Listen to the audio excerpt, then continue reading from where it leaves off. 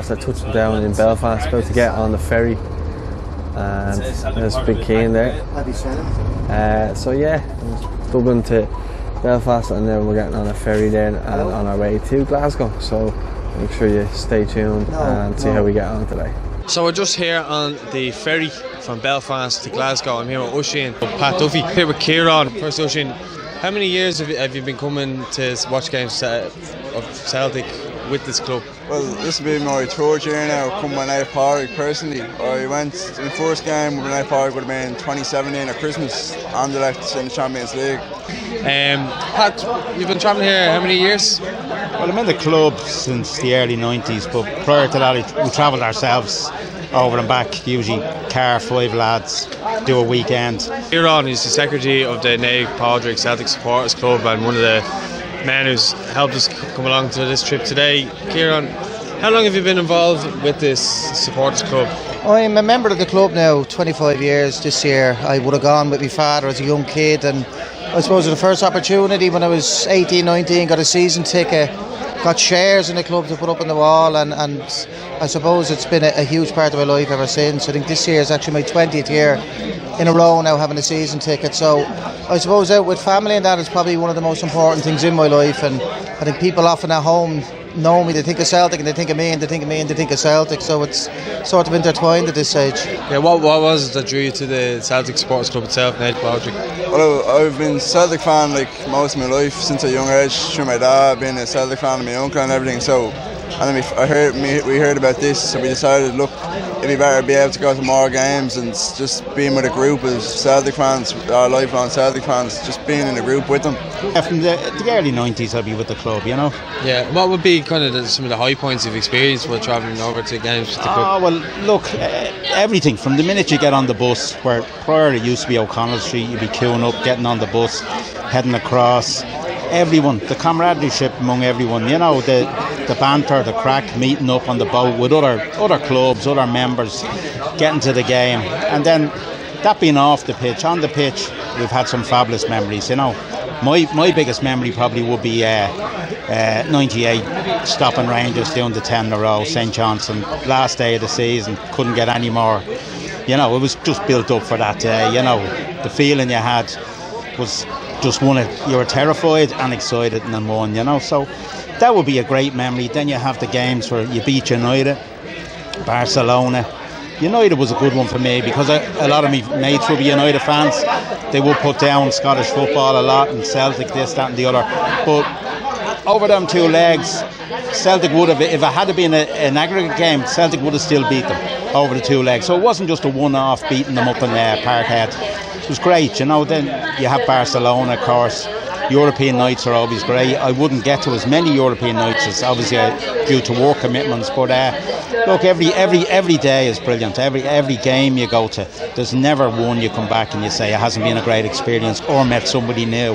You know, it's brilliant, you know. Yeah, I was saying to Oisin just there beforehand, I suppose you'd be calling this supporters club now a family club for yourself now as well. Yeah, very much so. I suppose we see ourselves that there's a great core group we've had. I suppose we have a great mix of the older group, what we kind of know as the old school, and a great crowd of young fellas behind them. We had our 25th anniversary dinner dance there a couple of years ago, and I suppose it was very prominent on that night, the mix between old and new and how well they blended, and I think that's very representative on the bus again today. You see guys that are travelling 30 odd years, and there's a couple of guys here that are maybe 2-3 years travelling, so we've been very lucky from that sense. We have a great core group that travel week in, week out, and I suppose long may that continue. Then became family to you then? Just became family, like just in me now, like that. I just love it, like it really is my thing. Like I love going to Celtic Park every week, just love it. Yeah. Now today it's obviously Flag Day, first game of the season, Celtic versus St Johnstone. What are your thoughts of the game? Yeah, I don't think we should have any problems. Like we've after having pre-season friendlies and been looking good. A few new signings. You see the likes of Julian from the players we're getting in. It's looking good so far. So I can't see us having any problems. And if we do, like I think we should put it to bed easy anyways. Kind of talk me through the Irish connection with Celtic, because I know you feel quite strongly about it. So yeah, I suppose Celtic was founded on the back really of really the Irish famine and the influx of the Irish into primarily the west of Scotland. It was founded by a man Brother Walfred from Sligo, but ultimately I suppose two aims. One, to raise funds for the poor and needy Irish at that time, where there was huge poverty and huge underlying issues around lack of services, health, infrastructure for the Irish. And I suppose the second piece was to give that community a sense of identity, and I think it's very prominent today that still is, in this day now in 2019, the Irish connection is still so focal within the Celtic support. And in many ways, while we've had great success on the fields, primarily the European Cup within 1967, I do strongly feel that the Irish connection is still the core value that the Celtic support hold dear today. So it's something that I suppose ourselves are hugely proud of, and I suppose the visual songs you hear at the ground from the likes of the Green Brigade that emanate from the stands, they're very much the Irishness, and the songs and culture still very much at the core of the club. Yeah, I'm obviously looking forward to that today. So what is your thoughts today? Flag Day, first game of the season versus St Johnstone. How are you feeling? Are you feeling confident? I am. They're great days, and I know people say, listen, it's 8 leagues in a row now, sure, do you not get sick of days like this? Many of us, I was a young fella going to the 90s, and we dreamed of days like this, so we'll never ever take them for granted. I am confident today. I suppose we accept that the likes of St Johnstone are going to put 10 men behind the ball, but I'm always confident we have the quality there that can open them up. So hopefully it's another magical day at Celtic Park today.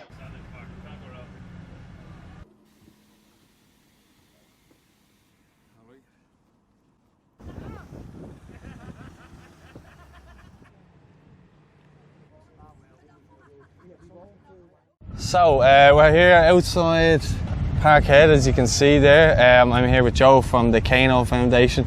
So I'm here at Celtic Park now with Eddie Toner, who's a great friend of the Naomh Padraig Celtic Supporters Club. Now I know you guys have a link up with Naomh Padraig. So what exactly is the link there, and what exactly is the Kano Foundation? What's it all about? Well, the Kano Foundation is a charity set up to take kids to Celtic Park.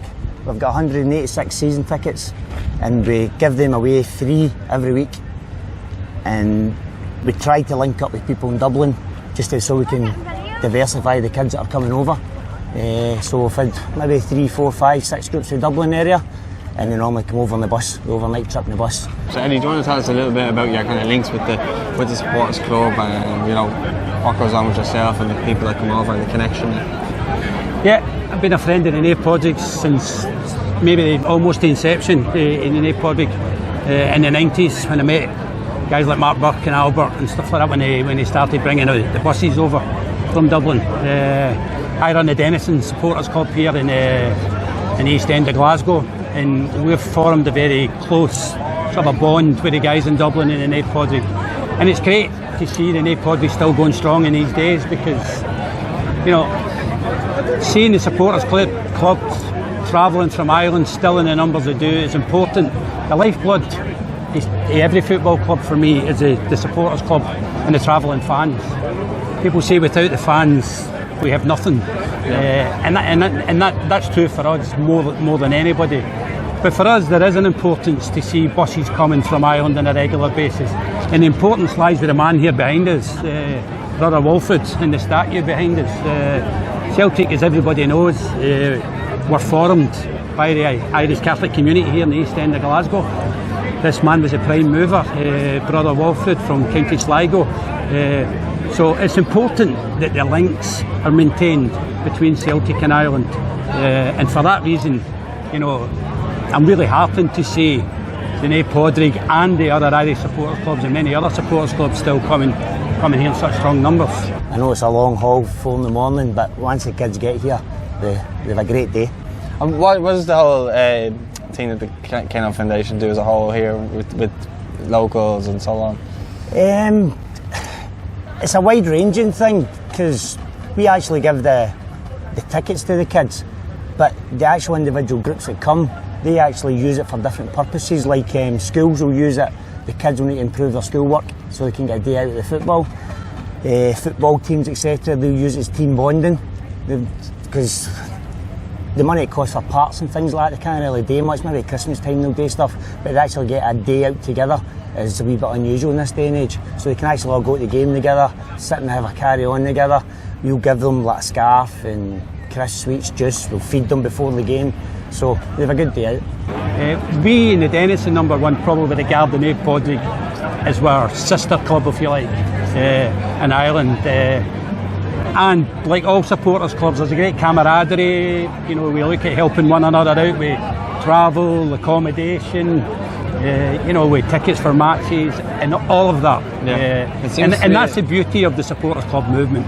It's where people all work together. We're all pulling together for a common cause. The Celtic family almost. Well, yeah, the Celtic family, if that's what you want to call it. But it's about, you know, it's about people all understanding the significance of Celtic, what it means to us all as individuals and collectively, and helping one another out. And you know, and I hope that our links with Naomh Padraig will last as long as I'm around, that's for sure. Yeah, I know I'm going to be in with you guys today, so I'm very much looking forward to that. So I'll probably witness the whole thing firsthand, which you'll be able to see now as we get on into it now. So thanks very much for your time, Joe. Cheers. Top man. Thank you. Thank you. Absolutely. Well, Eddie, we're about to go in for kick-off now, so I just want to say thank you very much for your time. Enjoy the game. You guys enjoy it as well. And hopefully afterwards we're going to be here with 3 points. And, celebrating. A lot of happy heads walking around here. All right. Thank you. Enjoy. It's a pleasure.